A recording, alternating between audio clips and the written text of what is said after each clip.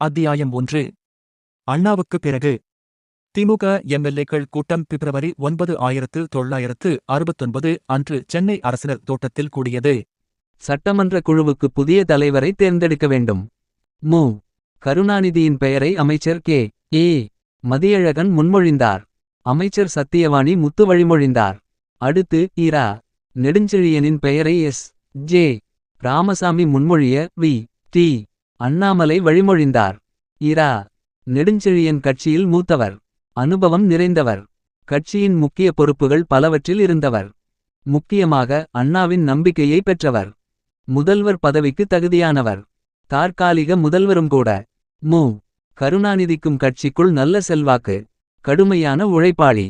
கட்சி வளர்ச்சிக்காக நிதி சேகரிப்பதில் வல்லவர். தொண்டர்கள் மத்தியில் நன்கு அறிமுகமானவர். முக்கியமாக கட்சியின் முக்கிய தலைவர்களாக கருதப்பட்ட எம். ஜி. ஆர். கே. ஏ. மதியழகன், அன்பில் தர்மலிங்கம், மன்னை நாராயணசாமி, சத்தியவாணி முத்து, ப. உ. சண்முகம், சபாநாயகர் சி. ப. ஆதித்தனார் உள்ளிட்டோரின் ஆதரவும் அவருக்கு இருந்தது. அடுத்த முதல்வர் யார் என்ற பேச்சு எழுந்தவுடனேயே திமுக சட்டமன்ற உறுப்பினர்கள் பலரையும் அழைத்து பேசினார் எம். ஜி. ஆர். பேச பேச பெரும்பான்மை உறுப்பினர்களின் ஆதரவு கருணாநிதிக்கு இருப்பது எம். ஜி. ஆருக்கு புரிந்துவிட்டது. விளைவு, முடிவெடுக்காமல் இருந்தவர்களையும் கருணாநிதியின் பக்கம் திருப்பத் தொடங்கினார். பெரியாரின் ஆதரவும் கருணாநிதிக்கே இருந்தது. இது குறித்து நெடுஞ்செழியன் தனது சுயசரிதையில் கருணாநிதிக்கு ஆதரவு திரட்டும் விதத்தில் திமுக எம். எல். ஏக்களை ராமாவரம் தோட்டத்துக்கு அழைத்து விருந்து கொடுத்தார் எம். ஜி. ஆர். ஆதித்தனாரும் தன் பங்குக்கு நிறைய உதவிகளை பொருளாதார ரீதியாகச் செய்து கொடுத்தார் என்று எழுதியிருக்கிறார். போட்டி ஏற்பட்டுவிட்டது. வாக்கெடுப்பு நடத்த வேண்டிய சூழல். திடீரென நெடுஞ்செழியனிடம் இருந்து வந்தது ஒரு அறிவிப்பு. தலைவர் தேர்தலில் போட்டி ஏற்படுவதை நான் விரும்பவில்லை. ஒரே மனதாக என்னை தேர்ந்தெடுப்பதாக இருந்தால் மட்டுமே நான் தேர்தலில் நிற்பேன் என்று தொடர்ந்து சொல்லிக் கொண்டு வந்துள்ளேன். எனக்கு போட்டி ஏற்பட்டுவிட்ட நிலையில் நான் போட்டியிட விரும்பவில்லை. போட்டியில் இருந்து விலகிக் கொள்கிறேன். முக்கிய போட்டியாளர் விலகிக் கொண்டதால் திமுக சட்டமன்ற குழு தலைவராக மு. கருணாநிதி ஏகமனதாக தேர்ந்தெடுக்கப்பட்டார். முதலமைச்சராகவும் பதவிப்பிரமாணம் எடுத்து கொண்டார். உடனடியாக அமைச்சரவையில் யார் இடம்பெறுவது என்ற கேள்வி எழுந்தது. நடப்பதை உன்னிப்பாக கவனித்து கொண்டிருந்த பெரியார் பிப்ரவரி 7, 1969 அன்று முன்கூட்டியே விடுதலையில் எழுதினார். புதிய மந்திரிகள் தேவையில்லை என்ற தலைப்பில் எழுதிய அவர், மீண்டும் ஓரிருவருக்கு மந்திரி பதவி தந்தால் பதவி கிடைக்காத மற்றவர் பூசல் உண்டாக்கக்கூடும். யாருடைய யோசனையையும் கேட்டு கூட்டு அமைச்சரவை அமைக்கும் எண்ணமும் வேண்டாம். வேண்டவே வேண்டாம். முதலில் நெருக்கடியில் இருந்து தப்பி நம்மை நிலைநிறுத்திக் கொண்டு பிறகே மற்றவர்களைப் பற்றி சிந்திப்பது நல்லது என்றார். செய்தியாளர்களை சந்தித்தார் நெடுஞ்செழியன். நான் திமுக சட்டமன்ற உறுப்பினராக தொடர்ந்து பணியாற்றுவேன். கலைஞர் கருணாநிதி அமைக்கப் போகும் அமைச்சரவையில் இடம்பெற மாட்டேன். எப்போதும்போல் கழகத் தொண்டினை ஆற்றிக் கொண்டு வருவேன். அதிருப்தி காரணமாக அப்படியொரு முடிவை எடுத்திருந்தார் நெடுஞ்செழியன். ஆனாலும் கட்சியின் மூத்தவரான அவரை அமைச்சரவையில் சேர்த்து கொள்ள விரும்பினார் கருணாநிதி. உடனடியாக என். வி. நடராசன், ப. உ. சண்முகம், ஏ. கோவிந்தசாமி உள்ளிட்டோர் நேரில் சென்று நெடுஞ்செழியனிடம் பேசினர். பெரியாரும் நெடுஞ்செழியனை சமாதானம் செய்யும் முயற்சியில் இறங்கினார். இந்த நெருக்கடியான நேரத்தில் நாவலரும் மற்றவர்களும் கண்ணை மூடிக்கொண்டு கலைஞரை ஆதரிக்க வேண்டும் என்பதுதான் பெரியாரின் கருத்து. துணை முதல்வர் பதவியை நெடுஞ்செழியனுக்கு தருவதற்கும் கருணாநிதி தயாராக இருந்தார். ஆனால் எனது முடிவில் எந்த மாற்றமும் இல்லை என்று திட்டவட்டமாகச் சொல்லி விட்டார் நெடுஞ்செழியன். பிப்ரவரி 10, 1969 அன்று கருணாநிதி தலைமையில் திமுக அமைச்சரவை பதவியேற்று கொண்டது. அதில் தினத்தந்தி அதிபர் சி. ப. ஆதித்தனார் இடம்பெற்றார். முன்னதாக சபாநாயகர் பதவிக்கு இருந்து கொண்டு அரசியல் நடவடிக்கையில் ஆதித்தனார் ஈடுபட்டதற்கு கடும் எதிர்ப்பு இருந்தது. சங்கடத்தை சமாளிக்க தற்போது அமைச்சரவையில் அவரை இணைத்திருந்தார் கருணாநிதி. ஆதித்தனாரை அமைச்சரவையில் சேர்க்கக்கூடாது என்று அண்ணாவுக்கே குறிப்பு அனுப்பி இருந்தார் எம். ஜி. ஆர். அதன் காரணமாகவே அண்ணா அவரை சபாநாயகராக ஆக்கியிருந்தார். இப்போது அவரை கருணாநிதி அமைச்சராக்கியிருந்தது எம். ஜி. ஆருக்கு ஆச்சரியத்தை கொடுத்தது. தான் முதல்வராவதற்கு ஆதரவு திரட்டிக் கொடுத்த ஆதித்தனாருக்கு அமைச்சர் பதவி கொடுத்து கௌரவப்படுத்தி இருந்தார் முதலமைச்சர் கருணாநிதி.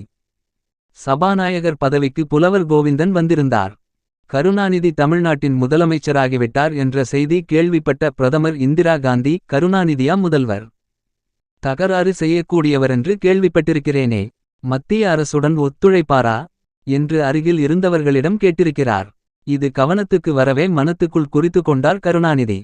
பின்னாளில் அண்ணாவின் படத்தை சட்டப்பேரவையில் திறந்து வைப்பதற்காக வந்திருந்தார் பிரதமர் இந்திரா காந்தி.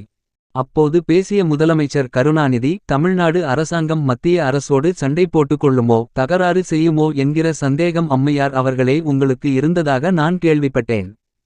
உறுதியாகச் சொல்கிறேன், நாங்கள் உறவுக்கு கை கொடுப்போம், அதே நேரத்தில் உரிமைக்கு குரல் கொடுப்போம் என்று பதில் கொடுத்தார். முதல் அமைச்சர் கருணாநிதியின் வசம் பொது நிர்வாகம், காவல்துறை, தேர்தல்கள், மதுவிலக்கு, சட்டமன்றம், செய்தித்துறை ஆகியன இருந்தன.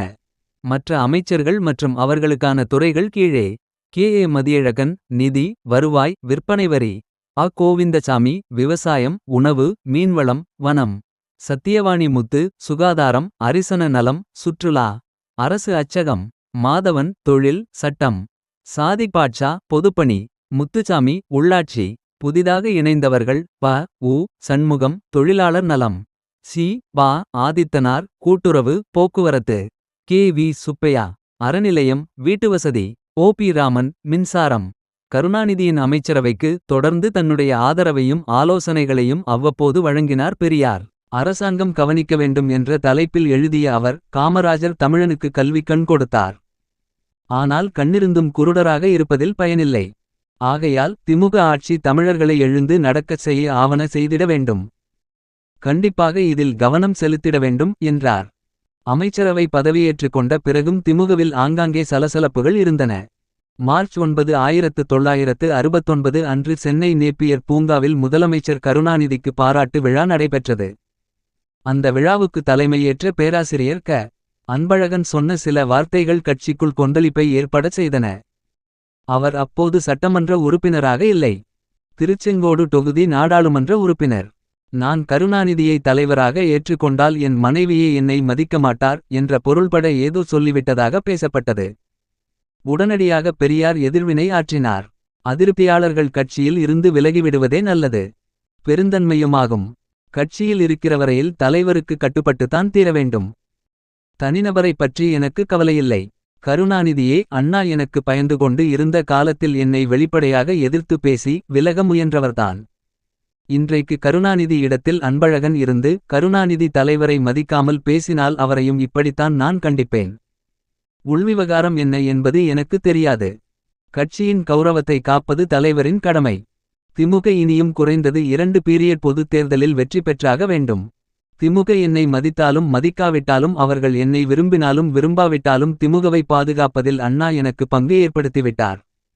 அதற்காக நிபந்தனையற்ற தொண்டாற்றி வருகிறேன். ஏப்ரல் 1, 1969 அன்று சென்னை 1000 விளக்கில் திமுக சார்பில் கூட்டம் ஒன்றுக்கு ஏற்பாடு செய்யப்பட்டது. அதில் பேசிய எம்.ஜி.ஆர். யார் முதல்வராக வரவேண்டும் என்று பெரும்பாலானோருடன் கலந்து பேசியபோது கலைஞர்தான் வரவேண்டும் என்று அனைவரும் தெரிவித்தார்கள். அதற்கு பிறகு நானும் நீங்கள்தான் அந்த பொறுப்பை ஏற்றுக்கொள்ள வேண்டும் என்று வற்புறுத்தினேன்.